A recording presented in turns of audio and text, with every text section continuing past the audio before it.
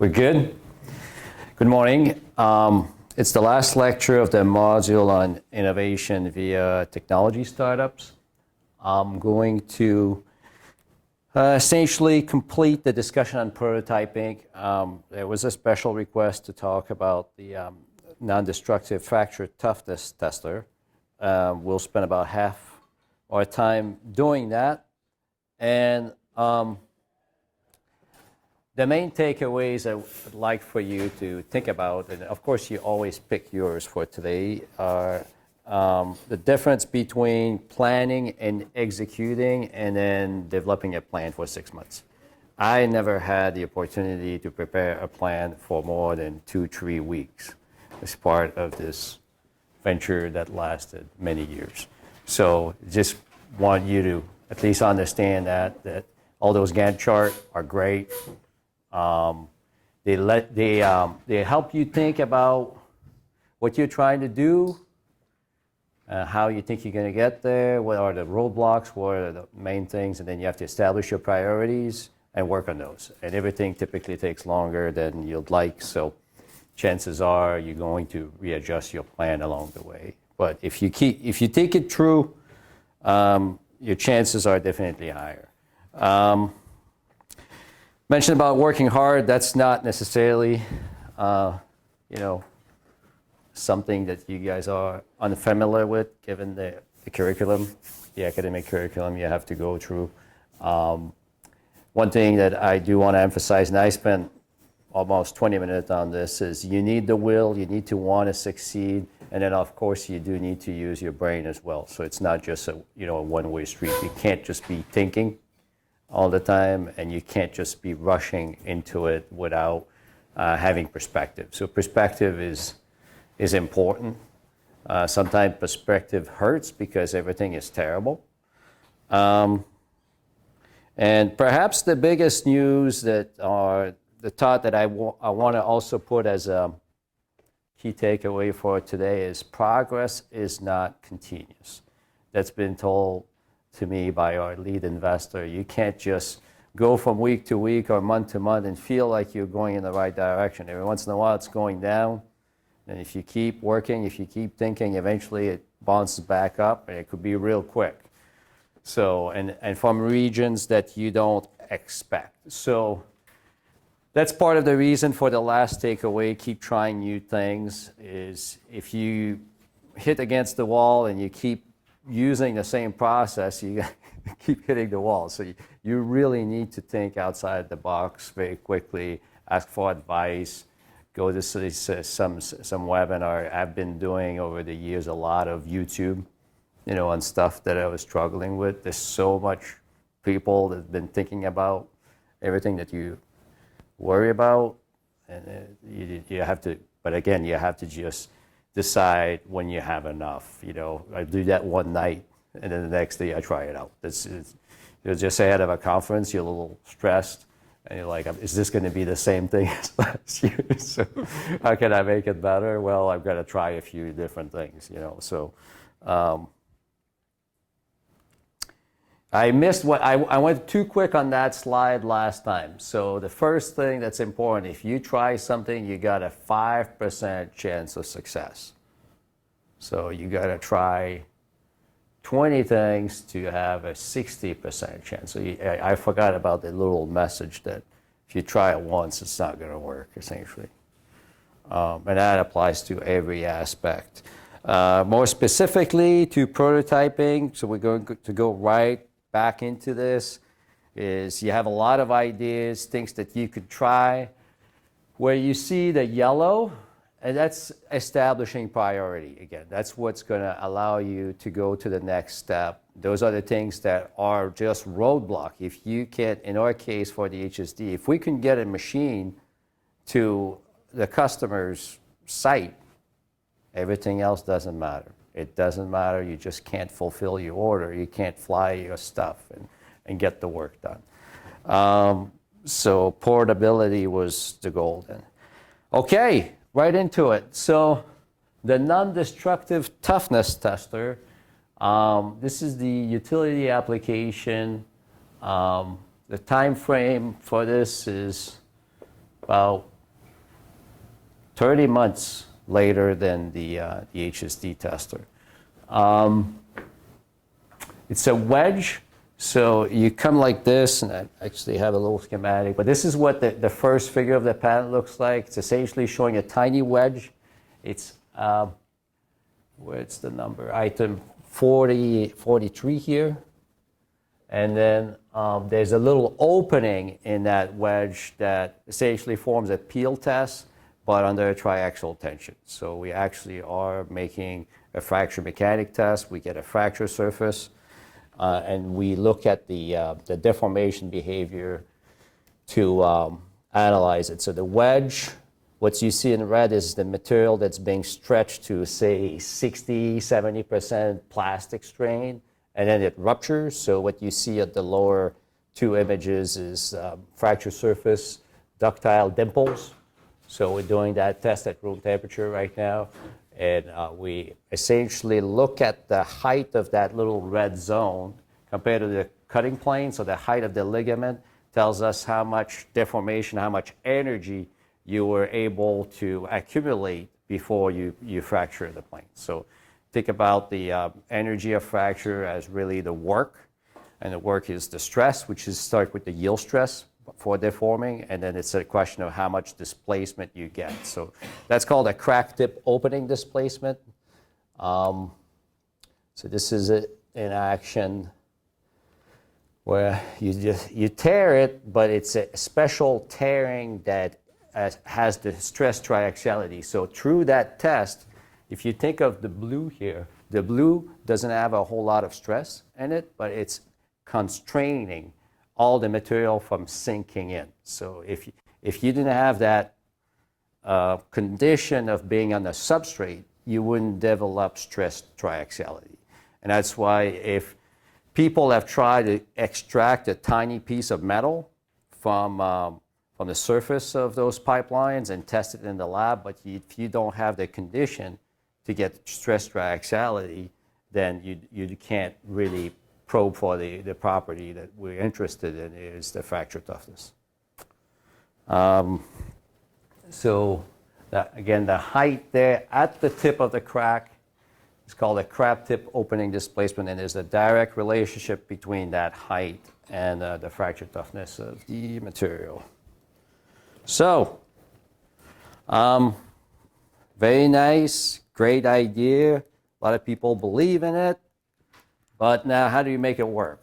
In the context of MMT, of course, we had our main bread and butter has been the HSD tester from the very beginning. That's the reason we started a company. When that idea came up, we presented it to our customer mostly to make a bold statement that we were going to be in that business, that we were going to be in the business of verifying materials, doing contact mechanic, because we had more than one tool in our toolbox. And the effect of even just mentioning it led to the first purchase order here for calibration test. We didn't have to have anything done except they needed to have a tool that works so we can run it on their material and give them a correlation.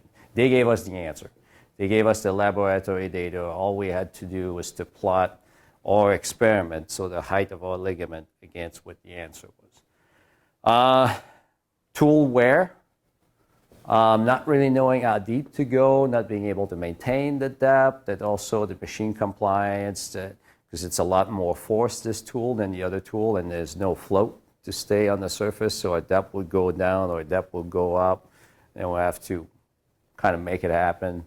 We didn't really know how we were going to measure the height of the ligament. Turns out our profiling tool from the other technology was the best, so we tried laser, we tried all sorts of stuff, and at the end of the day, after 6 months, say, well, this is the best we've got. So, you know, when the correlation doesn't work, you try to eliminate reasons. So the first one was relatively easy to eliminate is, do we have a measurement issue with our system? And the answer was no.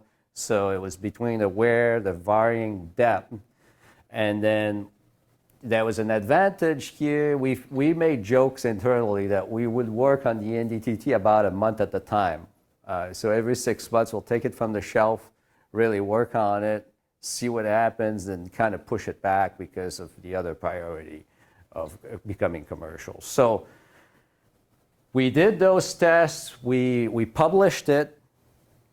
And then we realized almost a year later, when we were doing more testing, that we really needed to test the two sides to be reliable for kind of all the conditions. So if you look here, you've got your height on the substrate, and then you also have a ligament, a broken ligament on the chip. We needed both. I suspected it from the beginning, but we're a team, okay? So if the guy that's in charge says, that's not my priority right now, there's only so much I could do, and that's the right way to do it. So we went on, and then eventually we got to a point where it just didn't make sense. Everything else with the tester was right. So we went back, and then they did the thing that they really didn't want to do from the very beginning, and then they were really able to correlate. So turns out that the correlation coefficient is better with the chip than with the substrate. Now, it's a little harder to implement in the tool right now, but we've had already discussions. If you put it on a robot, this little wedge inside a pipeline, you probably, with the pressure and all that, it's just a swimming robot. You probably can't put all the instrumentation, but if what you can do is collect that chip and bring it outside the pipeline, load it on the robot with a little rotating magnet, anything like that, then we can get to accuracy, let's say 2 years from now, something like that. So not 4 or 5 years, and not requiring a lot of instrumentation. But this is a place where this finding happened when we had very, very low money spent. So most of what we work on the NDTT has not been out of pocket. We did not use our financing money or our revenues. It's been little projects here and there, some with the Army, some with the pipeline companies, that we price high enough that we're able to cover our costs. This world is starting to change now that we have financing. So right now we're preparing for next year.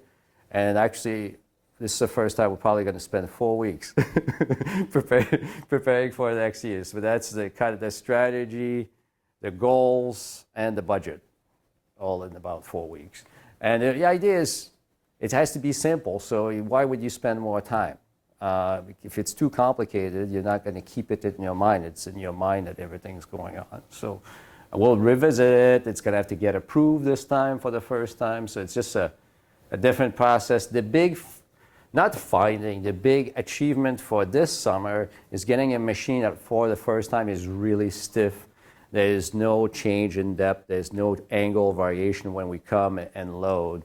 And it's still very versatile, so we're able to bring in a bunch of different styluses, change the spacing, change the material very, very quickly. So after this long time, we have a tool that now we can optimize for the first time. And we know roughly what it's going to look like. So if we decide we're going to make that portable for next year, we can. Because we can work in parallel on optimizing the details and then building the drive system or getting somebody to build the drive system. So something that we realized from the past that we want to avoid this time is there are things that are beyond what's completely new. What's completely new here is those two wedges with the spacing. And from our experience, it's very hard to get a consultant within a few months to help you with that, because takes a long time to get those concepts in place. But everything else, driving a tool is something that there are really experts out there at doing that, and we have to capitalize on that as opposed to trying to do that ourselves. So there's a little bit of there's going to be a parallel path here where we're going to continue work on that concept, and we'll get a few people, depending on, maybe it could be a joint venture partner, but the problem there is if it takes 3 months to just set up an agreement, the build season's over. So we might as well just pay and control the path moving forward. Until somebody really want to make it, they come to our door. That's the story with strategic partners, is eventually they know you, and if they really want to do something, they'll come. That's what if you really affect their business, they'll come to you at that point. Otherwise, they have a big business to manage, and that's what they're going to worry about. So before we get a little bit into the details here, you're probably thinking, well, that's a long time. You just said, you only spent three weeks developing your plans and all that. So I put on that curve there for how to generate revenues from a new market. So in our case, all that our technology do is, for the first time, allow to get real material properties without taking a sample. So, and that was not done before, so it's completely new, and people have to think about how they're going to utilize that data. They're more than willing to try. So you see that little kink at the beginning? When there's pain, people want to try out. They all have R&D budgets. But then what? Okay, so, and especially that industry is really good at trying things out. But then even if they work, now they don't really have a process to make significant changes. They always make a tiny change. Oh, we're running this tool, it's a little better, it's going to help here. But now we're talking about really different ways to prioritize the asset, to make decision, not dig every line the same way dig those that have more trouble, more risk, more exposure, and then get a buy-in from regulators to do that, and get the consultants also to agree that this is the direction to go. So my takeaway there is, even though we have more traction for the fracture toughness test, it's still going to have to go through all these levels of approvals. So even if we accelerated how we were going to do it internally, there's only so fast that the customer on their end are going to figure out how to use it and actually use it 1,000 times as opposed to 100 times. I mean, 100 times at this point, that's what we do with our current technology. So why would we do something differently, right? We're going for the thousands of implementation here. There's 40,000 holes dug up every year on those pipelines. Now, they always try to limit costs. So unless they really need to do something, and somebody high up says, I need you to do this because I see the value 3 years from now, we'll be happy we collected that data, because the biggest cost is the hole. But these guys are paid by how much they control cost. So unless somebody tells them up above, you got to do this, then they won't do it. Okay, so you understand the framework. So when we did the HSD, we had these revenues that were driving us. When we did the NDTT, because of our reputation, we've been able to stay away from having to really make it portable until this point, and we probably could continue that way. But we've set a goal next year. We're going to be in some digs early in the season, make adjustments, and then when the season slows down in November for next year, we're going to start bringing this into the market and keeping our field service team busy through the winter, essentially. So they're going to be testing either in facilities. So there's a little bit of a strategy there. It's again driven, and when I present that to our board Friday, they were like, oh, that's great, because you got 6 people working full time, and if there's no work for them, paid work for them to do, they are not R&D engineers, right? So that you have to have something for them to do. So it becomes a very deterministic goal. It's a machine good enough that the customer is going to pay, understanding the limitations. And some of that work that we know is going to happen is they'll make digs where they have cracks, pretty big size crack. If it's external cracking from stress corrosion cracking on those pipelines, depending on the coating, what's going on, it happens. They can slow it down, sometimes they can stop it, but it already happened. So they need to know that fracture toughness to evaluate how many holes they're going to dig up. So they bring us to some of those digs, get the tool out. They're willing to give us the time that it takes is the plan, because this is This is the selling before you build it. And I'm going to ask for how much work, and are we ready there? Now you got to have a contract. Now I have enough people that have the same problem that I'm not really relying on one in particular. So I know I can sell it. And now we have 1 month to figure out internally how confidently we're going to be able to build it. And for most of these things, it's going to be 2-3 iterations. Now we're talking about not making an iteration on the entire machine, just to really focus on one thing and run it again on the same other platform hardware. That way you can make a few changes at the same time. One comment that was brought up as part of the evaluation process, we have a senior engineer who says, well, I used to just go to the lab and make the part myself so I didn't have to wait 2 weeks. Okay, yeah, but you're fully utilized right now, so we're not going to bring in machining tool and then have you spend half your time making your own parts, right? So you'll have to learn to multitask. You have to make that one design, send it, and work on something else while you're waiting for that, and just keep having that rolling, right? And that's just going to become kind of a process with experience. Questions? That's prototyping.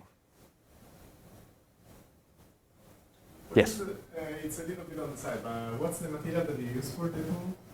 Oh, the material for the NDTT probes. It changed 2 or 3 times, so I can be a little, vague on this. If you go for the one that's not going to wear, it does break. And we can change the geometry. So it's really a compromise between wearing the tool and breaking the tool, what we found. We are considering for this fall putting some coatings on it. We have not put coatings. So that's something, if you put it on the front and you manage to have it not shatter during the test, then you're okay. The point to that one is right now it's safe. It's not breaking ever. So it's some form of a tool steel, essentially. We tried a few. So it won't shatter, and it wears, but consistently. So they run 15 tests, and then they replace. There's a pattern there. Now, depending which, it's not ideal because there's some steel that are much higher yield strength and toughness, and it should affect the wear curve, but we're not taking that into account. But that is a perfect example of something that now is going to start running in parallel with all the other activities that we have going on. Because wear is one thing. Go ahead. I'm just curious, like if you're testing a pipeline that's maybe already fracturing, and you're putting this really sharp gouge in it and ripping apart the surface, are the people who own these pipelines worried about you starting a crack in the pool? Yeah, very good question. So the question is the safety associated with running that wedge test. So it's a very good question, and you're right that it's the customer ultimately that knows the answer. And what those customers told us many times is they're running 50 miles line. There are places where there's a crack halfway through the thickness. There are places where there's corrosion 40% through the wall. That's not where we test, okay? So part of the process of going to a dig and making the measurements is to make sure that you're not in an area that does have cracks, lamination, anomalies, internal corrosion, things like that. And the way materials are, it varies a lot, so it's very localized. So they'll do a dig, they do it big enough, see if it's a real anomaly, they can even put the sleeve on it so they can repair what's broken, and then you test next to it. So there's really a sequence aspect. It's true. The good thing is they used to do that. They'll buff their pipe 40% to clean up all cracks before if they have to reduce pressure to do that, they can if they really have to. So it's a lot easier to reduce pressure on the line and really try to shut it down. There's a big, big difference there. Very good question.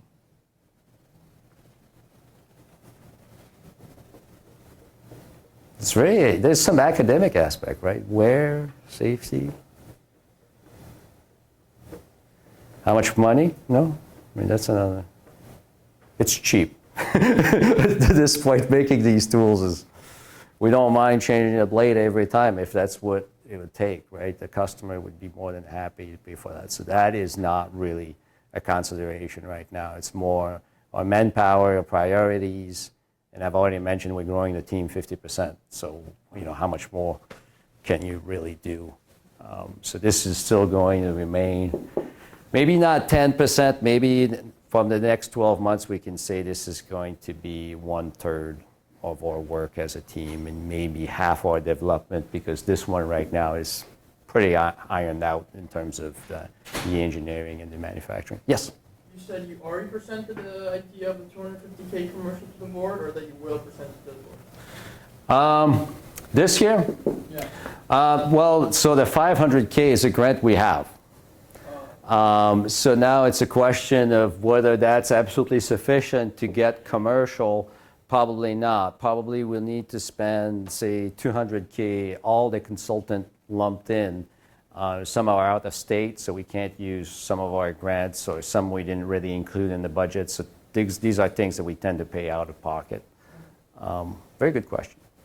So, the way we approached our planning and budgeting has been from what do we really need to continue growing and position ourselves in the market. That's very, very important. So there's stuff like people want to test huge storage tanks because it's became aware that they didn't know what they were welding. They had issues. They had cracks showing up during welding repairs, which is worse than not repairing. Because that became known, that they all get together and say, what are we going to do? Well, we have to verify our material before we weld. So that's something that just percolated over the past 6 weeks, and we're trying to get our hands around, do we modify our HSD to fit that purpose? And the challenge is it is, a 3-4 month process. But it would give us work for Q1, so January through March next year, which is definitely our lowest season. So we've got 2 weeks to figure that out. And instead of thinking about it too much, we had a prototype built in 2 weeks. So we're going to try that. They tried it Friday. I don't know exactly how it worked out. And just to get a sense of how far off we are from being able to do it. And then there's going to be some new analytics. So yeah, it's like people, when you come and say, I have a quick question for you, right? You think, oh, this is quick and easy. No, it means changing the procedure, changing the tool, and changing the analytics. You have a question? You should. No? You're listening. Yeah, you probably have a question. No? Okay. How about in the back? Yes. How tall is that fracture surface? Like, you show a pretty tall red piece there, but it's only 50 microns? Or? You're close. So we try 50 micrometers. At the end of the day, we're doing 125, so 5,000th of an inch is a typical depth. And we consider even going deeper because there's an allowance to your point about shaving off and removing from the component. We're not removing in the critical area. The critical areas are way, way worse. And there's an allowance for 12% of the wall thickness that you could just not have, and you don't have to do anything. So that's the base criteria we have is our process from surface preparation, doing the test and cleaning it all up. We stay within 10% of the nominal wall, and we only test clean areas. So that's why when they look at 5 versus 10, it becomes more of a practical question for running the test than something that's customer driven. Yes? Are you using other NDE methods then to qualify that specific area? Yes, absolutely. So there's non-destructive testing done in the area that we test the pipeline before we do this. Yeah, so there's mag particles, especially on the welded seam. That's just part of the standard process, and ultrasonic testing. And depending on the conditions on the pipeline, they can also run phase array. So, and that's something I know Brian covers in great details in his class. left to our own device would probably bring more into the dig than less for certain of those situations. But that all depends on operating parameters. Most of the pipes we're testing currently for gas have a pressure only 30% of the yield strength capacity of the pipelines. It's pretty low for steel, because those pipes are in high consequence areas. So depending where you are in this country, you can have the exact same steel and pressurize it twice what is pressurized in urban areas. So when something happened in the urban area, it's because there's a crack 60% through the wall, or there's a corrosion 80%, things that were just really bad and missed. Very good question. It's good to provide, that's why you can connect the dots. And we have those questions from some of our customers because they never really taught. If a customer doesn't run an inline inspection tool, most of the time they think their pipe is perfect. Because every time they dig it up, they don't see anything. But there are these very big weaknesses in certain areas. There's no doubt. But, in probability, if you dig up 0.2% of your system every 5 years, you don't find a worst case scenario. You find some because if you've had a big dent, or if you had a pipe that expanded during, let's say, a pressure test, it tends to break the coating. So, and that's something, if the coating is not performing, you can figure that out from the surface a lot of times. That's how they can identify certain of those flaws. Typically not the cracks, mostly the big dents and growing because of corrosion, so section loss. All right, well, you guys really did a good job asking me questions. We'll move on to what's important here. If you're going to do a technology startup, you really need to build something that people are not just interested in. We covered that a little bit at the first class. I covered it a lot through the module. The place that I want to emphasize is the importance of the team. So it's the second reason for a failure of a startup is not building and maintaining the right team. Maybe it's here, by background, I've always believed in complementarity. So it's not that I didn't want to have somebody just like me side by side every once in a while. It would have been nice when you're overwhelmed. But at the end of the day, what our company needed was hardware, which I'm good, but I'm not the best at. Software, which I used to be really good, that finite element analysis, really not the best person now. And the testing service. I was on our first dig, I made it happen, preparing the surface, talking to the customer and all that. There are people that are much better because this is where consistency really matters. I'm not the most consistent person. I like to do things once and then, learn the new thing.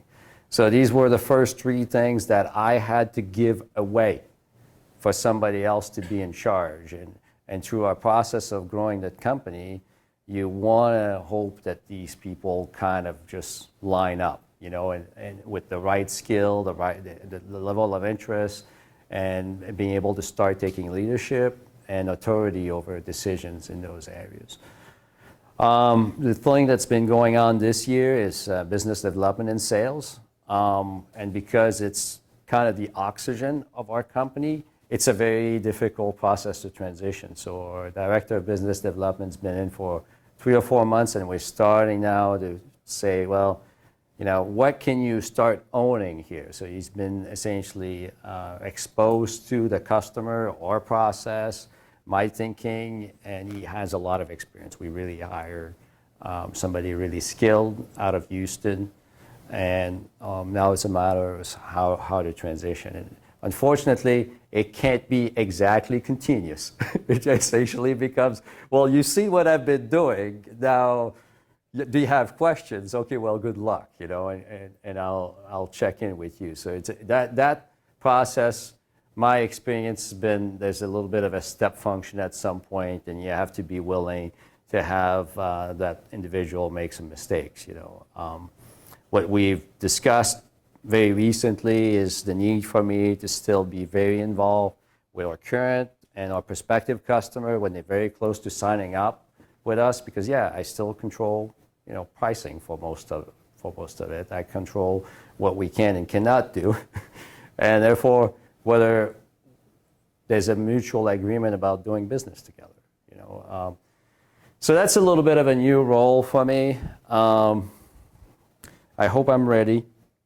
And I do have something related to that. Lack of focus. So lack of focus here as far as the third cause for a failure is, our history, testing, oil and gas pipeline for yield strength. If we really seriously tried to do other things, we probably would not have succeeded in doing what we were really good at, what we founded the company for, and what for which we really had a business model built in and really, following through it over the years.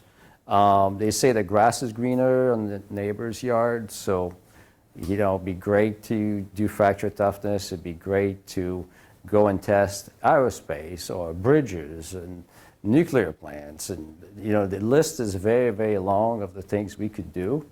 But at this point, because we're still developing, you saw our work with prototyping. If we have enough work to sustain ourselves, we're still in the learning phase for a lot of this stuff. We're still learning how to build a company. We're learning how to make hardware that is not a pain when you send it to somebody else to use. And having procedure processes for quality control, data analytics, building a database, because there's going to be a lot of intelligence built from tests we've done for one customer that we can apply to another customer for the same kind of years, because we're really going back, finding very accurate information that was not tested in the first place. So the biggest issue with the fracture toughness, there was no code requirement for toughness resistance back when most of those pipelines were built in. So it's not so much a lack of record, which is what drives our HSD tester for most of it. They didn't think that 40 years down the road they were going to have cracks and they were going to really, really worry about it. So the standard in the industry was you do a burst test, pipe passes, it qualifies for the standards, essentially. There were a few more requirements, of course. But, so the result of this intrinsic variation, I would say, in the material, the result of not having a very tight specification for material quality led to a lot of variation. There's a lot of steel there that's great, maybe 95% of it, but where's your 5%, right? So that's what essentially our company is built on. It's very, very focused, and it takes a lot of time and effort. So there's a whole list here of 10 top reasons for not succeeding. The fourth one is failure to execute sales and marketing. So I sort of knew my limitations. We couldn't afford a sales guy. He's the most highly paid in the company. But now we can. So it's been a plan. It's been ready. We had the posting out. We had people. It came through introduction. So we had people kind of thinking about us. And somebody made the move at the right time earlier this year and left a big company and was willing to take some risk, because we do. Our process of creating partners with senior employees is, everybody takes some chances here, because the payback, if it works, is pretty good. So you don't want to go below your normal standard of living, but just like you, grad student, right? You don't spend necessarily based on your future salary, right? Are you? It would be nice, right? Who drove an Audi here this morning? We took the T this morning. Nobody? You live close enough? All right, so you don't live on the seaport side, with a nice condominium? Okay. All right. East Cambridge, right? Cambridgeport? All right. sharing a house with 4 or 5 people. Well, you know, the reason I bring all this up is you do learn a lot from this process. When I did my PhD, you know, you come in and you think, you know you're very smart, you know everybody else is smart. And I think main thing I realize is that's not what carried be true, you know. At the end of the day, it's persistence, perseverance. You know, you got to believe in something enough to really consistently push for it. I mean, if you're a flake and kind of go by the wind, it's a little harder to get a PhD, right? When you're an undergrad and you're looking for, say you're going straight for a first job, you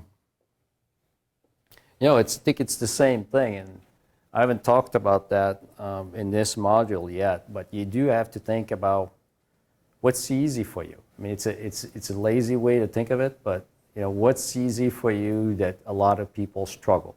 Because you know, when you went to school and some of it was pushing yourself, but then you have to take a step back. Say, am I good at an operation? You know, stuff coming in, stuff coming out, and figuring this out. My case was no, pretty terrible. You know, building stuff and having a plan in my head that is not that's still vague, that's what I've done all my life. So it made sense for me to be doing something like that and leading it from a general standpoint at this point, not from a technical standpoint. There's a lot of stuff I built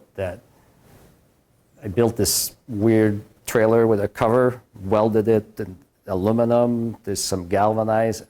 I don't have a plan. I never actually wrote down everything about it. You know, just a little schematic. Well, this part's going to be this way, and it's not. You know, it wasn't. It was just a learning process, and I wasn't perfect at it. But that process here is repeatable. A lot of people have seen, say, hundreds of startups, and at the end of the day, you can't overthink it. You got to put yourself in front of the customer. You put yourself in the lab with the hardware. See what is it that breaks, and then of course you do have to make commitments. So this whole process here of when we committed to the blind test, that was a year before. We didn't know if we were going to be able to pass those tests, but we had to sign up because if you're ready and you're a small company, you can't wait a year. So that's something I didn't really mention, but the whole timing aspect is very, very, very hard.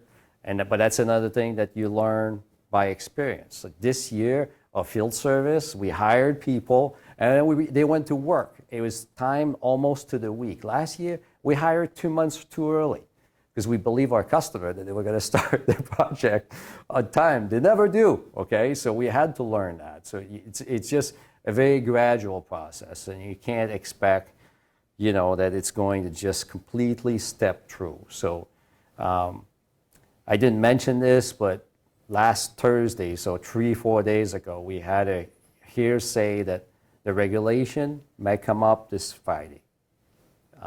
If it does, I'm not really in marketing and sales anymore, right? I got to really think through how we deliver and at which point we say no and to who. We'll have to say no. We can't just go from here and then all of a sudden have a step function. That's not going to happen in our operation. So it's going to be its own challenge. Yes? So just looking at this top 10, one Yep. thing that I've noticed that doesn't seem to be on it is any sort of like legal stuff. I guess in your experience, I guess when does legal come in, like when you're managing contracts or Yeah. the regulatory things? Yeah.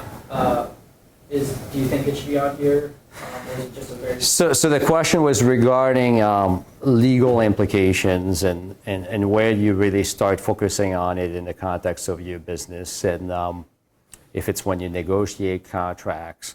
I would say it's understood you have to do it, and lots of times when you have investors, they'll make sure of that.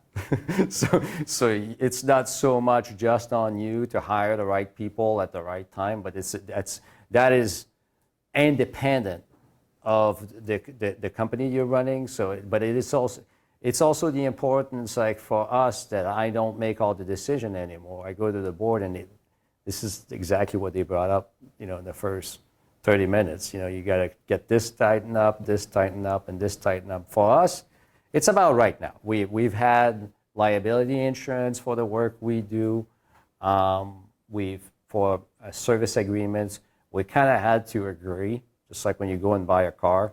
That's a little bit been our mode of operation for what we agree in terms of contract. And yeah, it's my action item for next year to take a step up there and essentially hire the best, hire those that do this for this line of business, that are going to be able to effectively negotiate, because you can't negotiate a contract until you lose it. I've heard too many stories of that.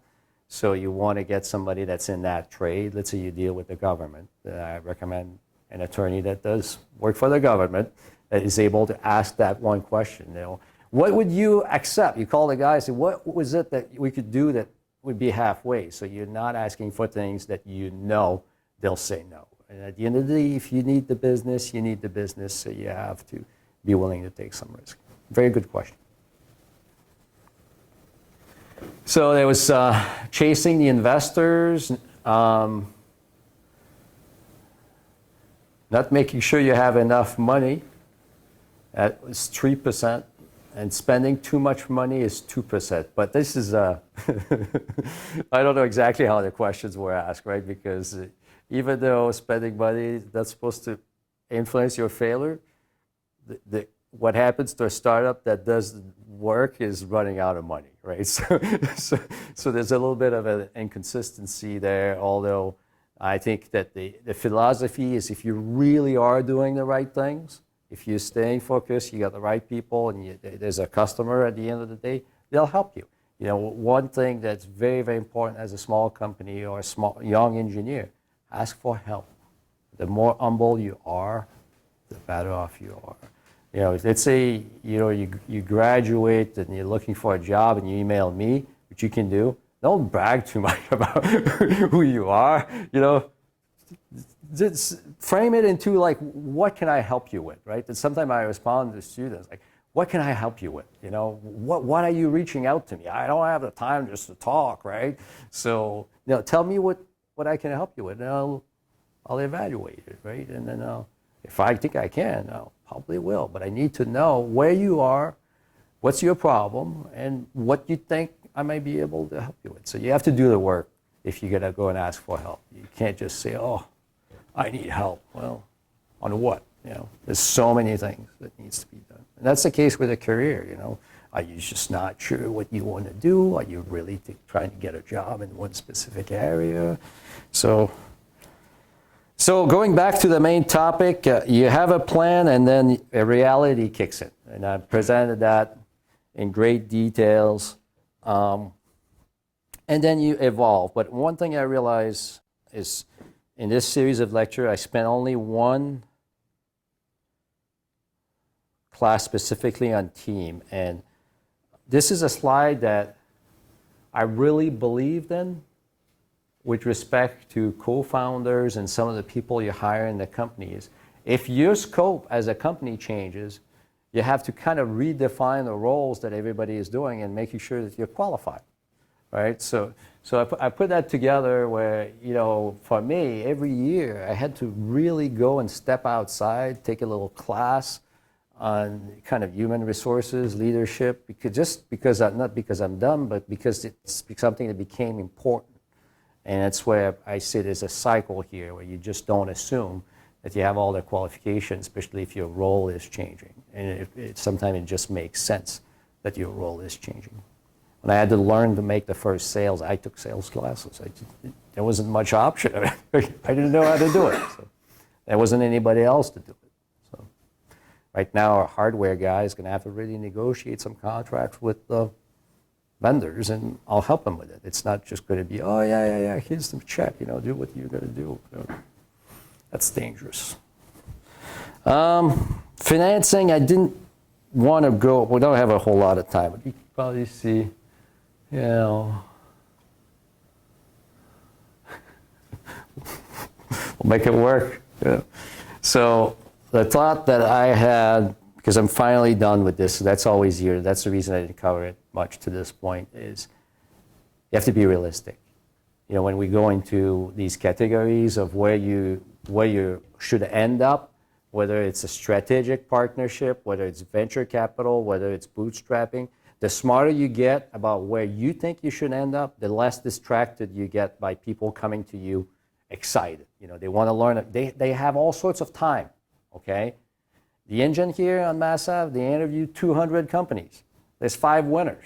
Do you really want to waste your time there? Maybe, maybe not, right? It depends. Depends how close you are of a fit, and because they'll take you. They'll say it's interesting. You know, the good thing is they know that time matters, so they won't let you hang. They'll let you know if it doesn't work. But not all of them do, right? A lot of them say, well, if I could get a deal here, I'm going to just keep, you know, keeping the relationship. So there's people in private equity, which is a mode where you supposed to already have some profit, and you're looking at scaling the business. We weren't there 2 years ago, but a year ago they came up and say, you know, Simon, you did an amazing job, but why don't you let us take it from here? You know, they wanted 51% of the company, essentially. And we had to think about it, right? It wasn't necessarily a no, but you could see the years go by, and unless you really are considering this, you're wasting your time. You know, so somebody from our sponsors with the States said that there's a trend with young people to get really excited when they have attention. But you as well as ask, so what's your interest here? What, you know, you're interested, but why? You know, so just having that as a phone call, sometime even before showing up, it puts you into perspective, and you can not only limit your excitement and, you know, you believing that, you know, if you start getting focused on it, chances are you're going to run into trouble. Thank you so much, and good luck, whatever you do.